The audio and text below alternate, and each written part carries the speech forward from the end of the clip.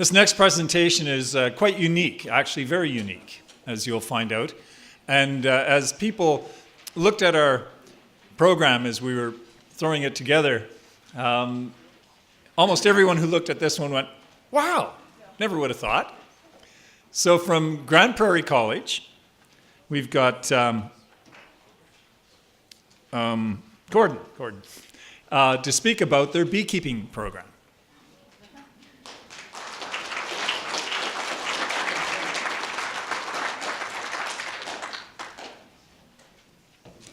Thank you very much, Ken. First of all, folks, it's a pleasure to be here. It is a bit of a unique program and career that I'm presenting today. Just to give you some very quick background, our program developer for our commercial beekeeping program at GPRC has a connection with someone who was with Wisdom and had taken some training. So she phoned me a week ago and said, or a week and a half ago, and said, Gord, would you be able to be in the area to come and make a presentation to the conference? And I said, I would love to do that. So that's why I'm here. And I'll use my 10 minutes, hopefully fruitfully. Back at my table at the break, please feel free to pick up an information page on our commercial beekeeping program, and I have several bookmarks as well, so please make sure to take those. I have so many of those, I don't want to take them back to Grand Prairie and Fairview, so please help yourself. As Ken mentioned, it is a very unique program. My name is Gord Ivey, and I'm a recruiter for Grand Prairie Regional College. We have two campuses. One is in Grand Prairie, and I am a retired teacher and actually live in Fairview, which is our other campus. Our commercial beekeeping program runs at our Fairview campus, and it is very unique. As Ken has mentioned, it is the only commercial beekeeping program in Canada. The length is 46 weeks altogether, and there is no other accredited beekeeping program in Canada that is running a program like ours. Why did we start the program? Well, some of you may be aware back in the early 90s, we had a commercial beekeeping program running at our Fairview campus, and in 1999 it was disbanded.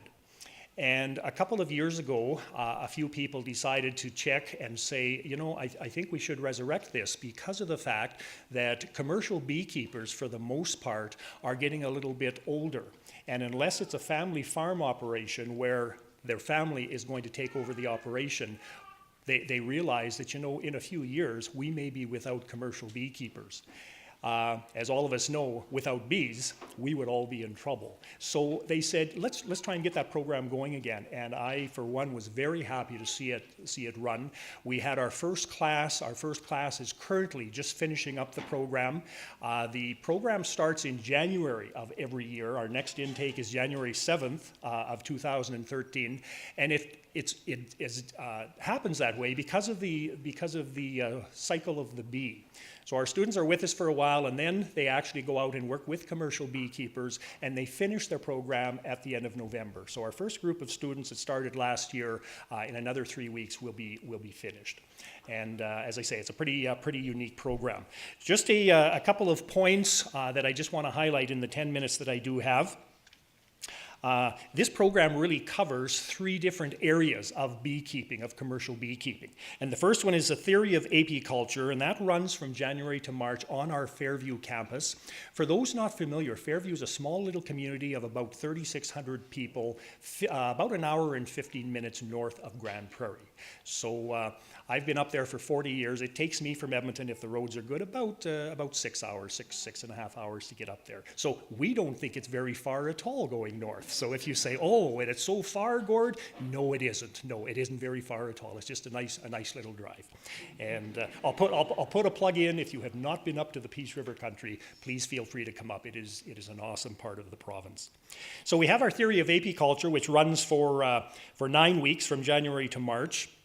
The students then go out for 23 weeks of a paid work practicum with commercial beekeepers. And that, of course, runs from March to September, and it is a paid work experience, work practicum for them.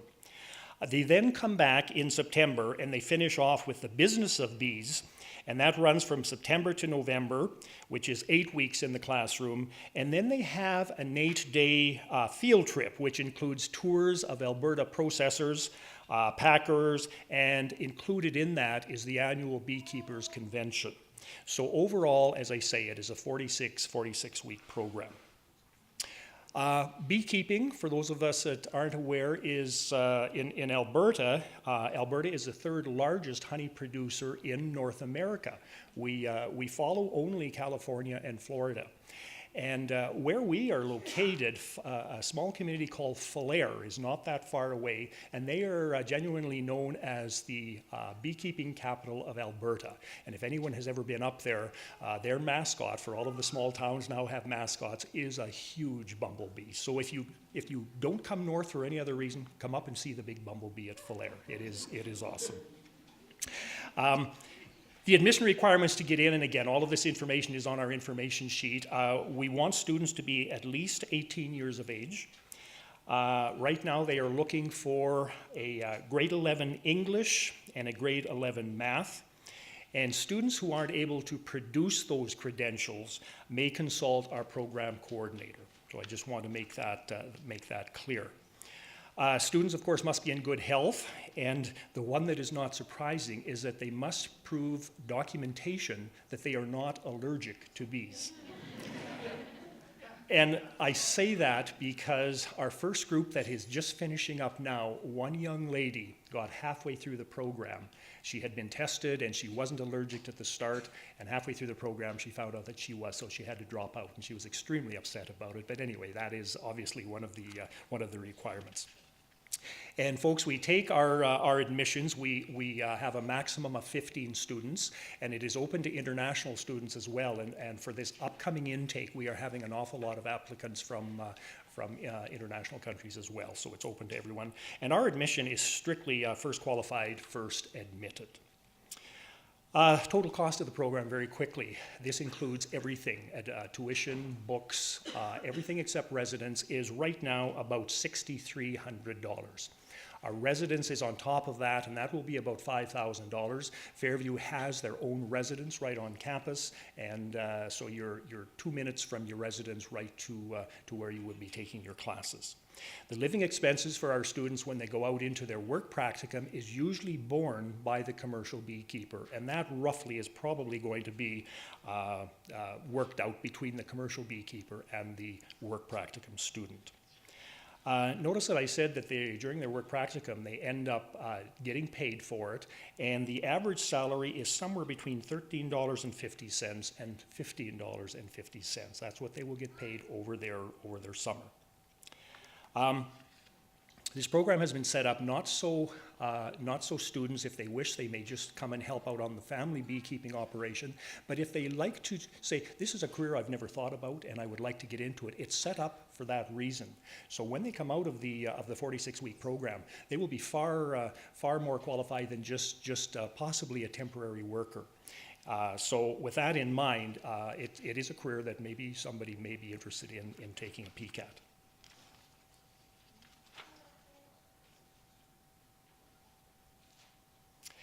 Salary ranges for people in this profession. The Alice website is saying that the salary will range from about $12 to $34 an hour.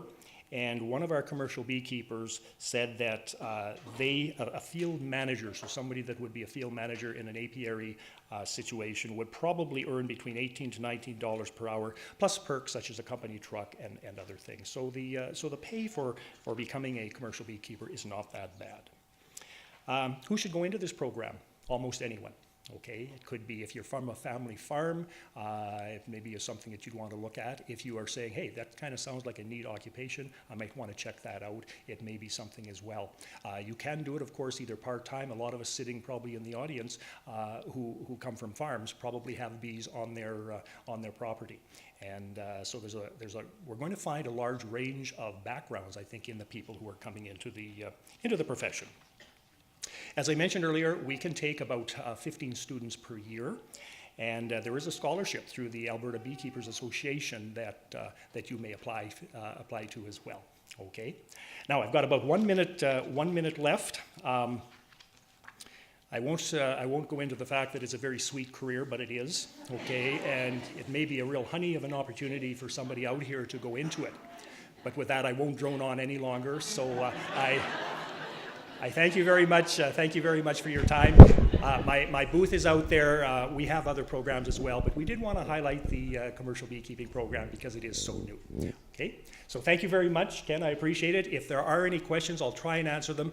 I have to apologize. We were going to have a commercial beekeeper here, and I've been on the road for 2.5 weeks, and if somebody is that commercial beekeeper, stand up and come on up. But anyway, I'll answer to the best of my ability the questions. Our program director's information is all on the back of the sheet, and you certainly can contact them. So I appreciate being here, and thank you so much for your time this morning. Do we have a question?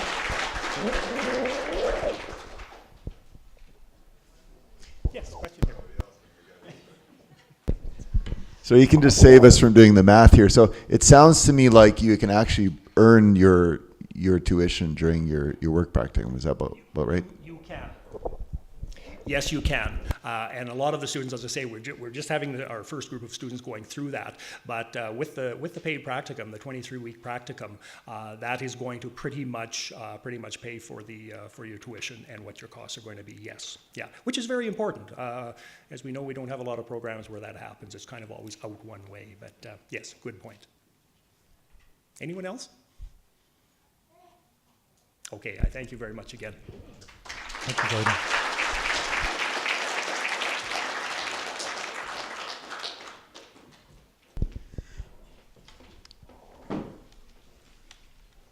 We now have Lillian and Allison from Concordia.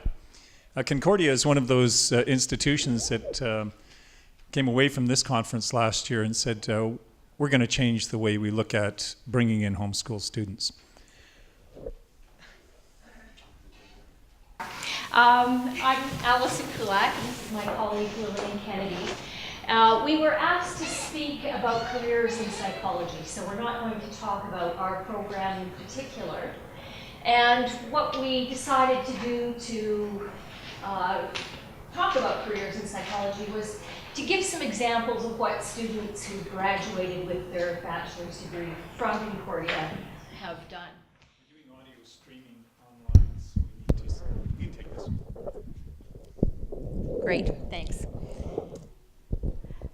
And we'll just sort of take this back and forth in turns. Thank you. As many of you may know, psychology is one of the most popular majors in university, and Concordia is not atypical. About 25% of our students major in psychology. To graduate with your bachelor's degree in psychology is generally a 4-year program. We also offer a 3-year route, but if you were thinking of working in the area, you'd want to take the 4-year program. Psychology is a really versatile degree in many ways. It can take you to a psychologist position and a number of other specific positions, but you gain a lot of skills with this particular degree, particularly communication skills, analytic skills, things that are desirable in many kind of work environments. And in fact, most people who major in psychology don't actually become registered psychologists. One of the students who graduated from our program had the good fortune to be hired a week before her graduation date.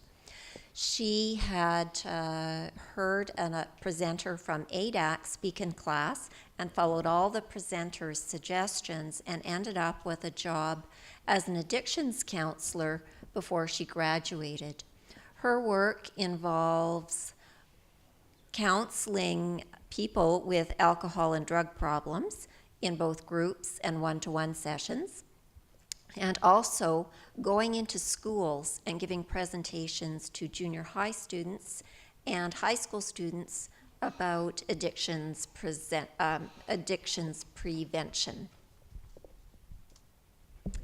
Another example of where our students have ended up, we have a former student who was in a field placement as part of our program, and that field placement turned into a job for her, and she currently works in a day program for teens who suffer from schizophrenia and bipolar disorder. And her work in this program largely involves facilitating group discussions about symptom management and engaging these teens in group activities, Zumba classes, drama classes, activities that give these teens a sense of belonging to a group, that other people have similar struggles, and that helps reduce their feelings of social isolation.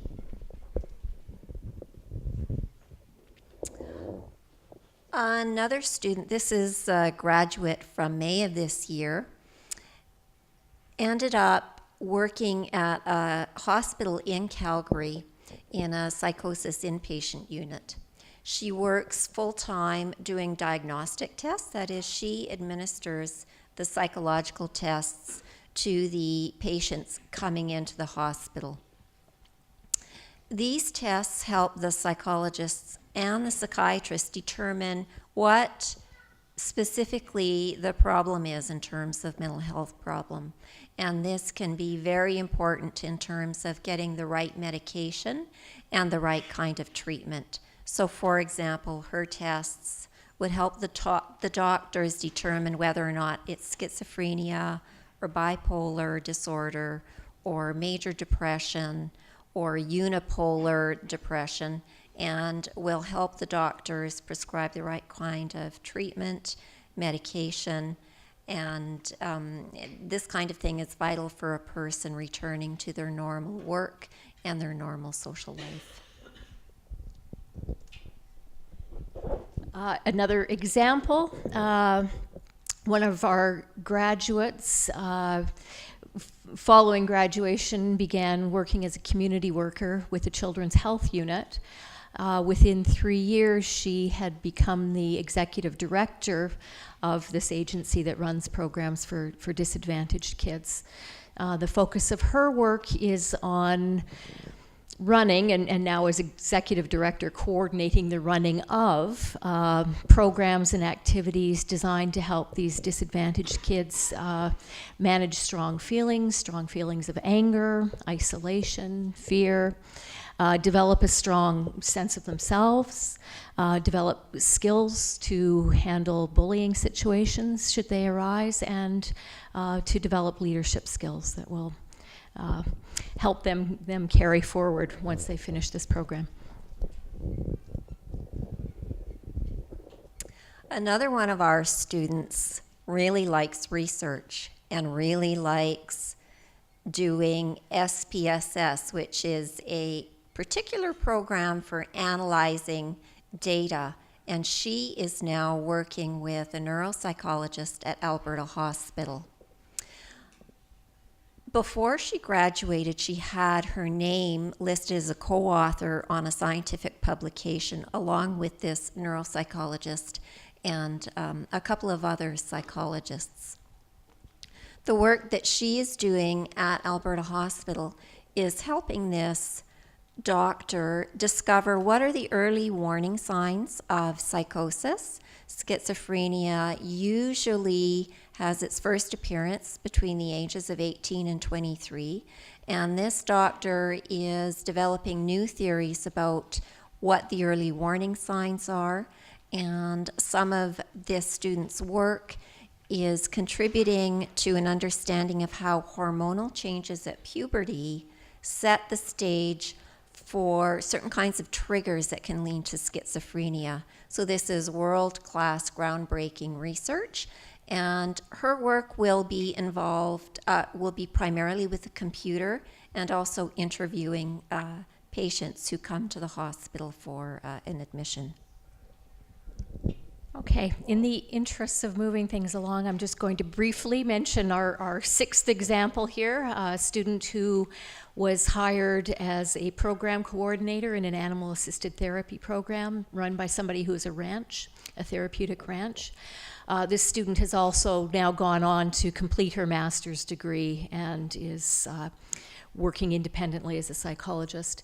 These are the jobs that are most obviously related to psychology, the ones that we've just talked about, but our students move on into many related disciplines. Many of them, for example, go on into education. We just had an interesting example last year. A student of ours was struggling to decide between going on in psychology, maybe applying to law. He happened to be talking to a lawyer who said, no, come into law. We need people with a background in psychology. This student had taken forensic psychology courses. He understood tests, and those are often important parts of criminal law cases.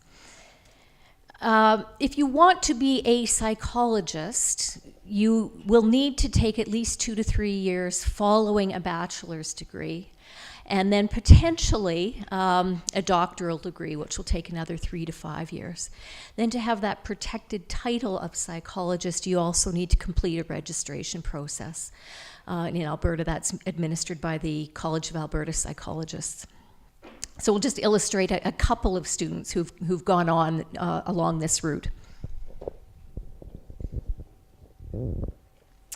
One of our students went to the U of A Education Psychology, Counseling Psychology program. She's now a registered psychologist and working in a hospital in Edmonton with children who have disabilities such as autism or attention deficit disorder or brain injury. And I'm just going to move us along here to a somewhat different route. Another former student of ours pursued his doctoral degree, referred to as a PhD in social psychology. He went to York University in Toronto to do these degrees. He's now a university professor. He has held professor positions at Memorial University in Newfoundland and Queen's University in Ontario. So we hope that we've conveyed to you the variety of different kinds of work that an undergraduate psychology degree can lead to. A psychology degree is a jumping off point for many different kinds of work. And for those of you who are not sure what you want to do once you're an adult and entering your work life, my suggestion is to stay open to the possibilities. You might not even know what your dream job is right now, and you may discover that along the way. Start with what interests you, because your motivation makes schoolwork much easier, and keep in mind that most people's lives and most people's career paths is not a straight line, and that there is serendipity and surprises along that journey. So enjoy the journey. Thanks very much. And I don't know if we have any time at all for questions.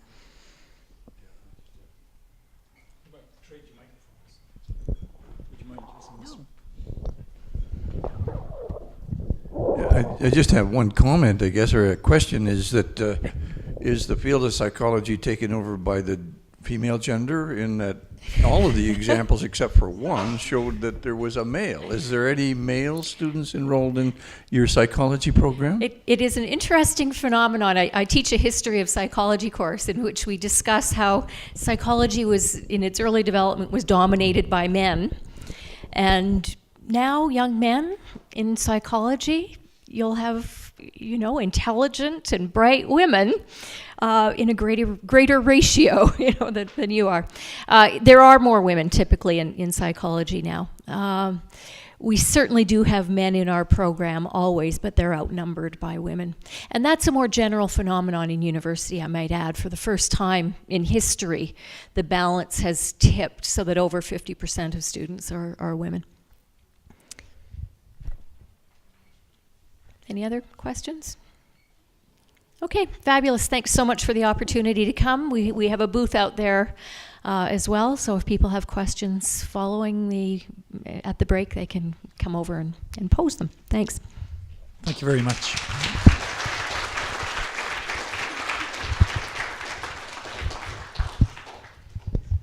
Is Allison in the house?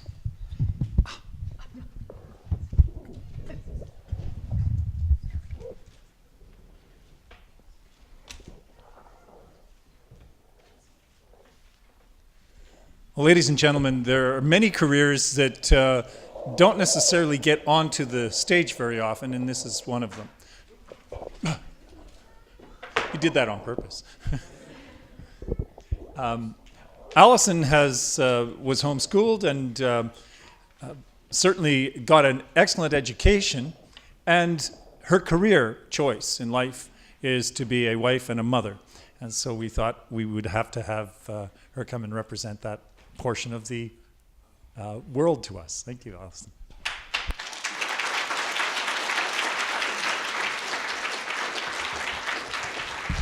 Thank you. Maybe, is that better? So my name is Alyssa Donovan. I am 23 years old, wife of 3 years, and a mother of 2 beautiful girls, ages 2 and 4 months. I am the oldest of 5 children. We began our homeschool journey in my grade 10 year. My youngest brother was just starting grade 1, so my lucky mom jumped right into elementary, junior high, and high school simultaneously. Before that, we had attended private Christian schools and public schools, and I was very good at school. I played sports, my grades were high, I was well liked and got along decently with my teachers, and I liked the structure. So switching to homeschool was very difficult for me. I was so accustomed to it that I still find myself a little bit suspicious of my homeschool education. Like, oh, you know, I didn't buy enough binders or something, I don't know. So, at home, the structure was very different. We read a lot of classical literature, and worked through a lot of reading and writing courses. We studied history as a whole, so it gives us a good perspective of where and why we're in the current events we're in. And we slogged through Saxon math and the sciences, and we learned that all of life is an education. I don't have a GED. We chose not to pursue that, and honestly, I have a really hard time defining for you what my education was. I'm a homeschool graduate, but I'm not graduated from life. I am always learning. Now, I am the resident nurse in my own home. I am continuously learning the human anatomy. And I have a wonderful nursing friend who walks me through the basics of chemistry when my family is sick. My husband works in the oil field, so I'm aware of what is going on in the environment. Contrary to what many environmentalists think, I know they do know what's going on. I keep up to date on politics, and I actually participated in the protest that took place on the steps of our legislature last year regarding the proposed new Education Act, and I helped organize for a group of homeschoolers from Grande Prairie, which is where I'm from, to attend. So just because I'm a stay-at-home mom does not mean I'm uninvolved or unaware.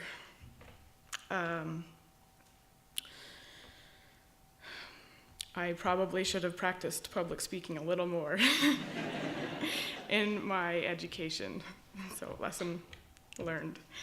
I have worked as a janitor. I have washed dishes in a restaurant. I have spent years working at a Bible camp and with a ministry providing meals, clothing, and housing for any inner city street kids in Vancouver and Victoria, BC.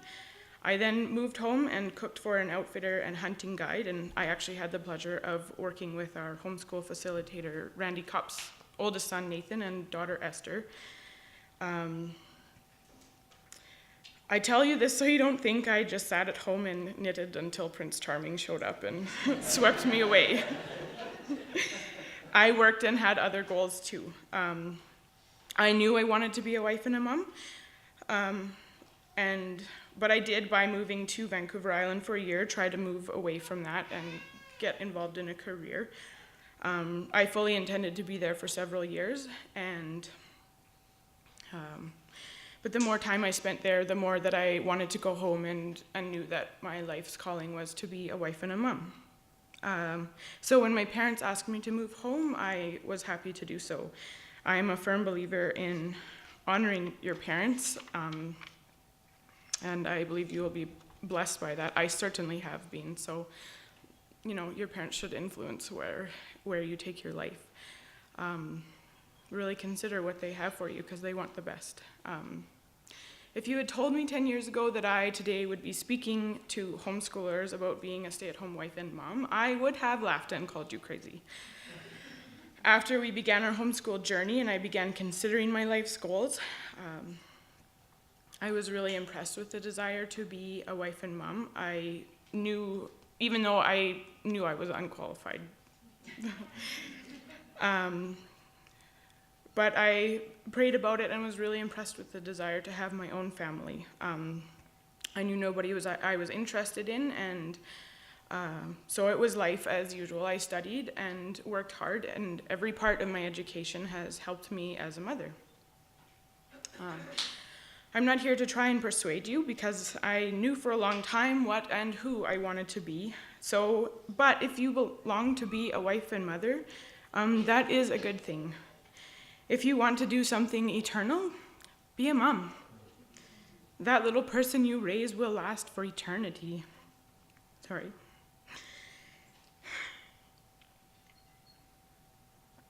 It is a sobering thought. I am raising my children knowing that they will have children, knowing that they will have children who will have children. And Christians should be at the forefront directing culture. And we do that by raising our children to love and serve God, to go forth, be fruitful and multiply and subdue the earth. Every history maker, every person in history had a mother. And at the time, I am fairly certain George Washington's mom wasn't aware she was raising the future president of the United States. Motherhood is a dangerous calling. It is eternal. Mothers make war on society when we raise children who reject society's lies that we are transient, that it doesn't matter. It does matter. We last forever. But my danger is easy to mistake. My armor can easily be mistaken for a burp cloth. My weapons often look like a grilled cheese sandwich or a wooden spoon stirring a soup pot. My battle plan includes getting children to music lessons on time, but our victories are the gospel being shared and reaching out to the fatherless and showing them the Heavenly Father. Sharing with the fatherless young moms who are raising fatherless young babies and showing them a heavenly provider. People are still having children, and so our children will have a whole new generation to minister to and love. And as long as they are here, we are here as Christians. We should be here, showing them Christ, bringing him glory in the everyday, because God is just as much glorified in the small things. Indeed, he must be glorified in the small things, in the brushed teeth and the combed hair and the tidy clothes, as he is in the great monuments of Christian history.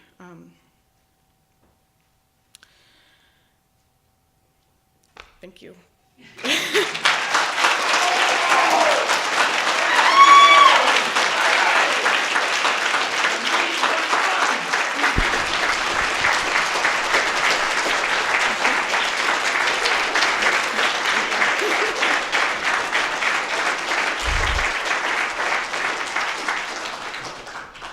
Thank you, Alyssa. Does anyone have a question? You need a diploma? No. All of education is good, but you don't.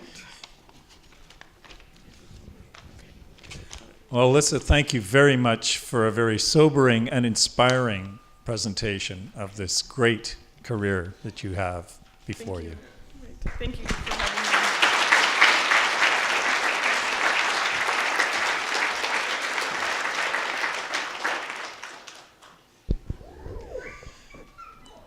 Our next gentleman took another relatively unique kind of course, and we'll let him talk about that. It's Ruben Kopp, who is a man, if you like golf courses, you're going to like to hear about what Ruben's got to tell you.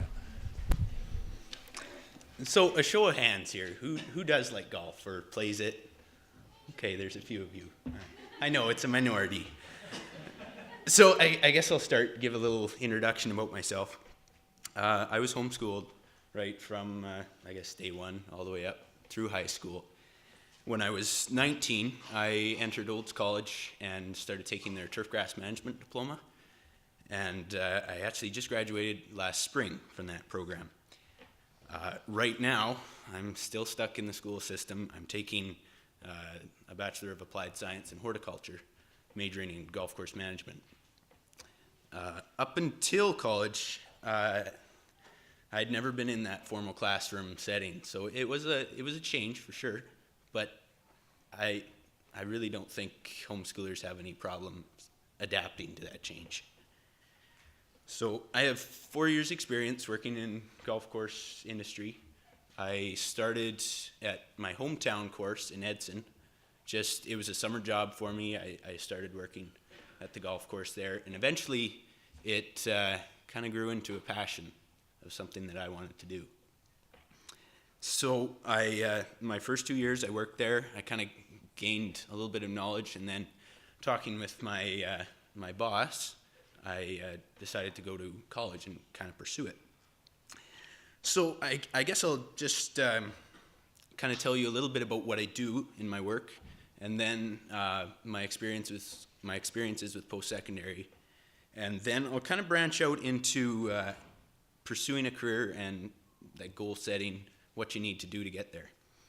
So I worked last year at Trestle Creek Golf Resort, which is about an hour west of Edmonton. It's a brand new golf course just being built. There is a lot of work to do there. My job was to monitor the irrigation system. A brand new system on a brand new golf course has a ton of problems, and there's a lot of work to do. I also maintained the mowers. So I think we mowed our greens at 0.130 of an inch. So it's very short. If you don't have your height of cut bang on, you're gonna scalp those grass blades pretty bad, and you might lose your job. So it does require a little bit of precision in setting it up. Another job I did was I helped the architect build bunkers on the course. Bunkers are those little sand traps that are bad when golfers get in them. So I helped him out with that, and then kind of my overall role was anytime I was working on projects, I also had supervising duties. So I'd be monitoring the guys that were mowing or checking on the guys excavating the bunkers, just keeping tabs on the rest of the crew. So my ultimate goal is to be a golf course superintendent, and that's the guy that kind of manages the golf course from an agronomic standpoint. So he manages the grass. I don't deal that much with like the business side of it, not the business, but the customer relations. That's not me. I'm more in the background. I make the golf course look nice for the golfers. So a common question I do get asked is, what do you do in the winter? Because obviously there's lots of snow outside, nobody's golfing. Well, in the winter, that's kind of when we sit down and plan out for next year. So we prepare our budget. We maintain all the equipment as well. Usually golf courses have a whole fleet of carts, utility vehicles, mowers, etc., that we don't get a chance to maintain over the summer. So over the winter, we're in the shop changing oil, doing that kind of stuff to maintain the equipment. And what do you guys think is our busiest time for a golf course in the summer? Any ideas? In the summer, yeah, but during a week, what would be our busiest time? Weekends, yeah. Weekends and holidays, we are very busy on those days, and we seldom get them off. So during the winter, it's kind of like downtime. We usually go down to often 4 days a week, and we're taking a break then. I think before we opened this year, I put in a couple of 80-hour and 90-hour weeks just to get things open. So wintertime is break time for us. Going on into post-secondary, my experiences, I didn't have a high school diploma coming out of school. So to apply, I kind of, with fear and trepidation, I guess I put together a transcript of what I had done in school and then got reference letters from my boss and another friend of mine who were alumni at Olds College. And much to my surprise, they sent a reply back saying, yes, we are happy to take your money. And yeah, it was actually pretty easy. Olds College is quite friendly to homeschoolers. A funny story, I worked with a fellow who attended the program. He was a year ahead of me. And we lived in the same town, so we carpooled together when going back for Christmas and Thanksgiving. And we got talking about, you know, he had gone through the public system, and when he applied for school, he was put on probation because he hadn't done very well in his last year. He still had his high school diploma. So I was telling him how I didn't have any high school diploma and was just sending a couple reference letters and a transcript. He was like, "Are you kidding me? I went through the whole public school system. I've got my high school diploma. I was on probation, and you didn't have any restrictions or anything." I got a good chuckle out of that. So a lot of you, I would expect, I had this question. I've asked the question of, what do I want to be when I grow up? Well, whatever you decide, you create a goal, whether it's golf course superintendent, Olympic athlete, maybe you just want to support a family.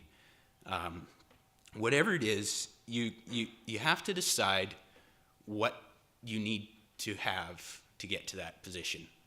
And something I'm doing right now is I'm talking with a fellow over in Indonesia. He's worked internationally on golf courses.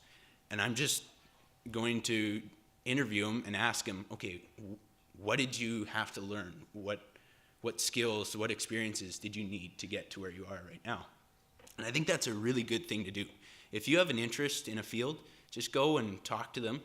Ask somebody that's in a position that you aspire to, ask them about what they do. Ask them what they had to learn to get there. And once you kind of know a list of, okay, this is what I need to do, then make a list of what you're competent at, what skills you have already. And don't tell me you're incompetent. Say you want to be a chef at a restaurant.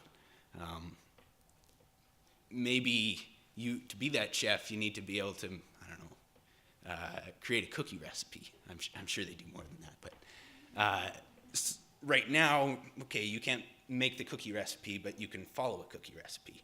So what do you need to get to where you can create the cookie recipe? And so once you decide what you need, what you have, then you can decide, okay, here are my learning goals. All right. And then lastly, if those learning goals, if you think those learning goals require you to go to post-secondary, I would just ask, okay, what are you looking for in post-secondary? I've been in post-secondary for a little while now, and a lot of my classmates are not in there to learn. They are there to socialize, to party, and I tell you, it's really annoying when you've got to work on a group project with somebody that's not really interested in being there. So just ask yourself, what are you looking for in post-secondary? Are you trying to determine what you want to do? Because it's really expensive and takes a lot of time. I guess if you're just looking to socialize and party, I would say kind of the same thing. A couple of my friends, they would go to school looking for a spouse, I know. So I guess if that's your goal, the veterinarian program at Olds College, it's like all girls. And I guess the mechanics program, that would be all guys. So, and I guess if you're interested in psychology, go to Concordia. So I would only recommend going if it's in accordance with your goals. Don't go otherwise. So just to wrap things up here, if you're creating or trying to decide what you want to do, create a goal for yourself. Decide what you want to do. When you've determined what you want to do, make a list of what skills you need and what skills you have, and determine some learning goals for yourself. You may or may not need to go to post-secondary to do that. And I guess just to wrap things up, I really like this quote. I think it's from Mark Twain. You've probably heard it before. Don't let your schooling interfere with your education.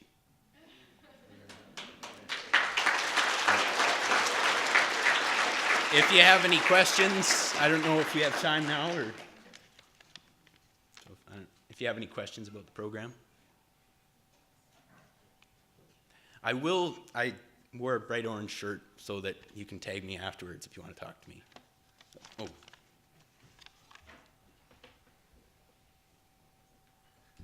Okay, this might be a silly question. It sounds like you're really busy in the summer. Do you actually get to golf? Occasionally, yeah. The more I've worked at a golf course, the less and less I have golfed, but I still do enjoy the game a lot. Can I just ask, is there an opportunity for you to, say, move pretty much anywhere you want, like a resort kind of place in Mexico or Palm Springs or something? And do you envision yourself doing that even for part of the year? Or when you work for a course in the local area here, are you sort of bound to be with them all year long? No, I'm not bound at all. I would kind of like to work on the international scale a little bit. In this field, you're not limited to golf courses. One of the graduates from Olds College, he manages the Wimbledon courts, which I just found that out this summer actually. But there is, in the horticulture business, there's so many areas that you can go. You can work on an international scale. You can work at home here in Alberta. There's lots of golf courses here in Alberta. Can you just give us an idea of salary range? Salary range. For a golf course, it's huge. From a 9-hole track to, say, some of those really nice courses out in BC, you're looking at probably $30,000 to $120,000 a year. There's a huge range, depending on which course you work at.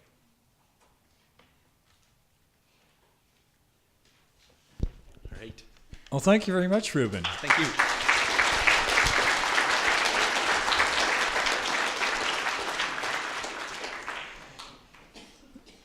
You'll notice throughout the group that there are a number of staff of Wisdom Homeschooling that have been helping you register and get oriented. There are also a number of Wisdom facilitators here who make it their life work to help you make the decisions you need to give you the advice or listen to your questions and give you some of their experience. So if I could just have the facilitators stand up, please, just so you can identify them. They've all got wisdom on their tag. So watch for these people during the break and don't be averse to speaking to them as well. And the staff, office staff, they're all out there. Okay. So we've got an hour now. Use this hour well. Spend a little bit of time eating and a lot of time talking to all the people you need to talk to. And we'll be back here at 1 o'clock. Thank you.